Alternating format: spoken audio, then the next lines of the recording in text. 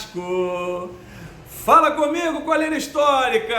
Aqui Vitinho Marechal, direto do canal 442, comigo a bola fala, não tem mimimi, né? Meu pé me dói, jogo é jogado, lambaria é pescado. Quem ainda não fez a inscrição no canal do Marechal, acelera, hein? Canal _ 442. Me siga no Instagram, rapaziada. Canal _ 442. Tô fazendo o pré-jogo simultâneo aí entre Instagram.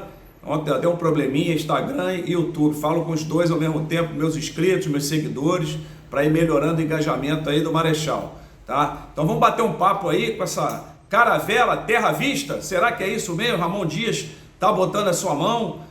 Vamos bater um papo aí. Vai ter campinho também, claro. Vai ter o campinho da Colina Histórica. Vamos ver o que o Vasco fazia, o formato que o Vasco jogava com o Barbieri, qual é a capacidade que está sendo criada, a identidade tática que está sendo criada, o trato tático que está sendo criado pelo comandante aí da caravela, o Ramon Dias, né? Eu percebi algumas coisas, vou bater um papo aqui com vocês, vou pegar até o jogo, vamos falar do jogo do... Não, muito para trás não, vamos só para dar uma passada na época do Barbieri. Ele tinha uma formação num 4-3-3, né? Fazia um jogo muito de transição e utilizava, na época, o Andrei, né? Como meia, o Jair na construção, o Marlon Gomes. Então o que acontecia com o Vasco?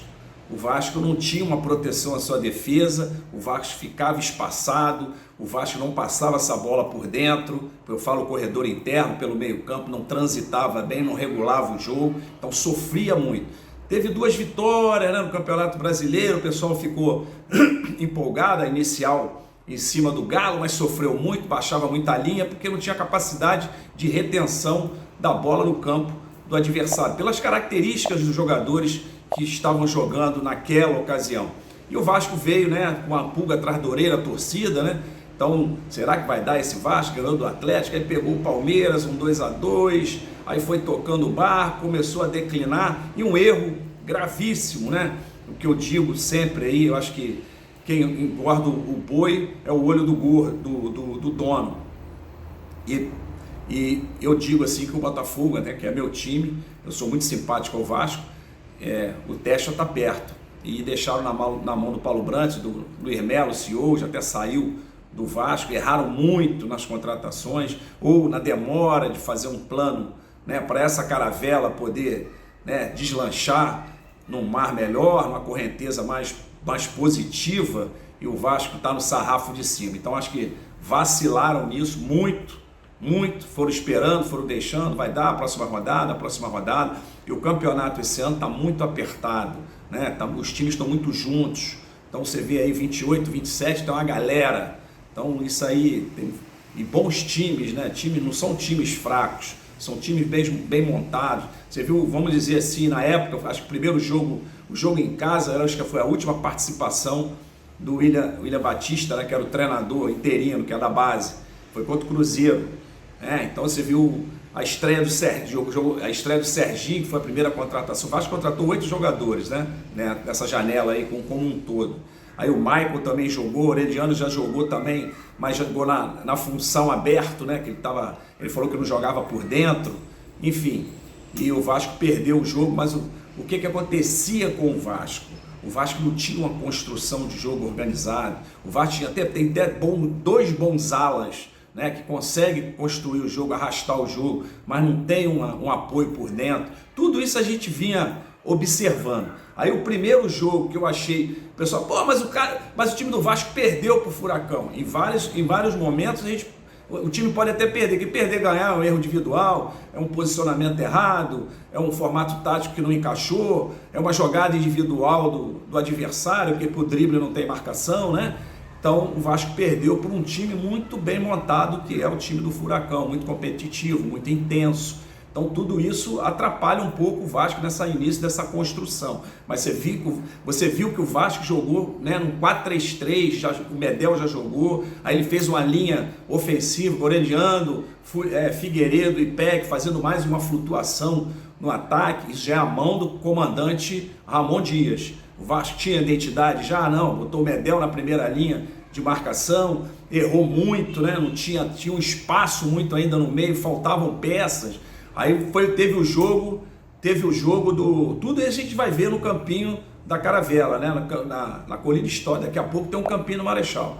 Então teve o jogo do Corinthians. Aí já estreou Sebastião Ferreira, Medel, Praxedes. Praxedes eu acho um belo meia esquerda. O cara que regula, acelera o jogo na hora certa, faz o jogo andar, força o jogo passar no corredor interno, passar no meio. Aí já viu um Vasco já tentando se arrumar, né? Ele fez uma linha de 3-5-2, porque ele, sabendo que tem bons laterais, ele tinha que culpar a sua intermediária. Era uma deficiência que o Vasco arrastava e arrastou por muitas e muitas rodadas passadas, né? Tinha um espaço para o adversário jogar e o Vasco não conseguia dar pressão na bola, né? Fazia um jogo muito de transição em cima do Alex Teixeira, você deve lembrar disso, do lado esquerdo, e o time ficava longe. Tinha ainda, na época, né, tinha o Pedro Raul, essa bola não vinha de fundo, então o Pedro Raul também é um cara de área, não tinha condição da bola chegar para ele, às vezes não fazia o pivô, não tinha o meia para meter essa bola. Então todas essas pendências, eu acho que a 777 não observou, o seu gestor de futebol, o seu diretor de futebol não teve essa percepção. Eu digo assim, não são do futebol. Então, porque não é possível que você esteja fora do campo, não enxergue que o seu time precisa de 2 meias, precisa de um atacante mais habilidoso, com uma participação melhor, que saia da área, pela característica dos demais jogadores, características individuais de cada contratado, enfim. Então veio o comandante Ramon Dias, ele deu um break. O jogador contratado tem que ser com o meu crivo. Isso aí já foi, né, de cara, ele já mandou essa de cara. Aí veio para a Shed, aí o Sebastião foi indicação dele, esse jogador Pablo Vegetti, ele já conhecia da Série B lá da Argentina. Então ele foi pontuando esse novo plantel, esses novos marinheiros para tocar essa caravela visando uma saída lá do Z4. Eu acredito muito nesse processo aí que o Vasco tá caminhando, né? Vi um time, Paulinho Paula, muito habilidoso, já mostrou um meia junto com o Praxedes. O Vasco vai crescer, essa bola vai passar por dentro, vai ter um time mais capacitado de brigar na intermediária adversária. Tudo isso a gente vai também pontuar no campinho do Marechal lá da Colina Histórica. Beleza, gente? Então eu acredito muito nessa oportunidade desse crescimento do Vasco nessa segunda fase aí. Tem uma pegada forte agora, tem um mar revolto aí pela frente, mas a Caravela eu tenho certeza que vai encontrar terra firme nas próximas rodadas. Acho que é o Bragantino, depois o Galo em casa, depois o Palmeiras fora, ou se eu troquei uma bola aí, mas é mais ou menos isso, né? Eu estava falando de 12 pontos, fazer 6, já fez 3 agora contra o Grêmio. Sofreu contra o Grêmio? Sofreu. Lógico, o time é muito bem treinado pelo Renato, é um time que já vem na competição, tem o Soares na frente, mas soube se defender dentro da circunstância, dentro da necessidade. Então a gente viu um Vasco com uma identidade, já parece que é obrigado a passar essa bola por dentro. Por dentro que eu falo pelo meio campo. Então essa preocupação o Vasco está tendo, essa preocupação a gente está enxergando que o Vasco está querendo realmente sair desse atoleiro, dessa areia movediça, dessa corrente, essa correnteza nesse mar revolto aí. A Caravela do Vasco eu tenho certeza que vai passar por essa. Valeu, rapaziada. Vamos lá para o Campinho do Marechal para a gente bater um papo melhor. Abraço! Fala comigo, Colina Histórica, aqui Vitinho Marechal, já no campinho aqui da Colina, a Caravela da Colina. Tamo junto aqui, ó. Então eu fiz um formato aqui que era o basicão que o Vasco jogava. 4, o Mita, Robson, mais ou menos, né? Léo e Piton. Aí Jair, às vezes Galaz, às vezes o Marlonzinho, às vezes o Adrian, o Andrei, desculpa, Peck, Pedro Raul e Teixeira, né? Fazia essa linha, o Vasco jogava com muita transição, esses jogadores aqui metiam essa bola aqui no Teixeira, né? Fazia esse jogo muito alongado do Vasco, e o Vasco tentava chegar aqui e ficava pobre, né? Às vezes por um lado, às vezes por outro. O que acontecia com os adversários? Todo mundo jogou aqui. Flamengo, vou falar até dos times carioca. Flamengo, Botafogo, Fluminense principalmente. Todo mundo jogava nessa intermediária do Vasco. E o Vasco foi arrastando, foi jogando assim mesmo, foi batendo cabeça, foi passando sufoco, baixava a linha aqui atrás, ó, jogava todo mundo aqui, ó, puxava o volante aqui para dentro, entregava essa intermediária toda para o adversário. Várias vezes vimos a defesa do Vasco jogando em cima da última linha. Tudo isso aqui é prejudicial ao todo, né? O trato tático. Então, o Vasco, eu estou enxergando, né, que o comandante dessa caravela, nosso querido Ramon Dias, está tentando, né, vamos mostrar aqui o que eu estou enxergando de ideia do Ramon Dias. Vamos dizer, ele não teve tempo ainda para dar uma cara tática ao Vasco. O que ele está fazendo? Ele está fazendo uma linha de 3,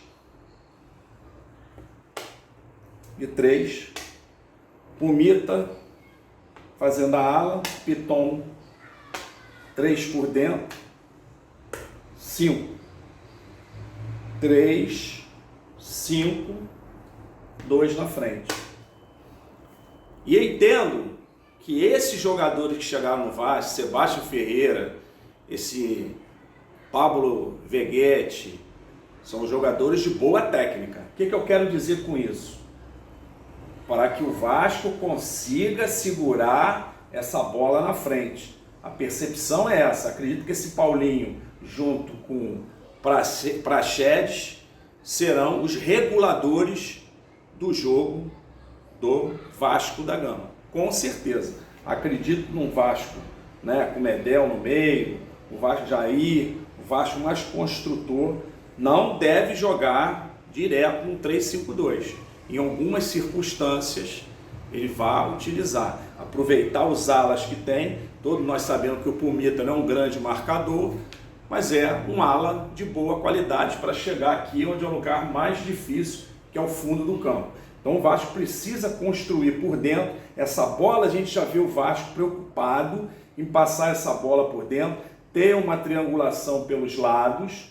Eu vi isso ontem contra um time cascudo. O Grêmio é um time cascudo. Vi também o Vasco jogando bem, mesmo que perdeu pela capacidade do Corinthians, o Vasco se achando em campo, construindo um jogo mais organizado.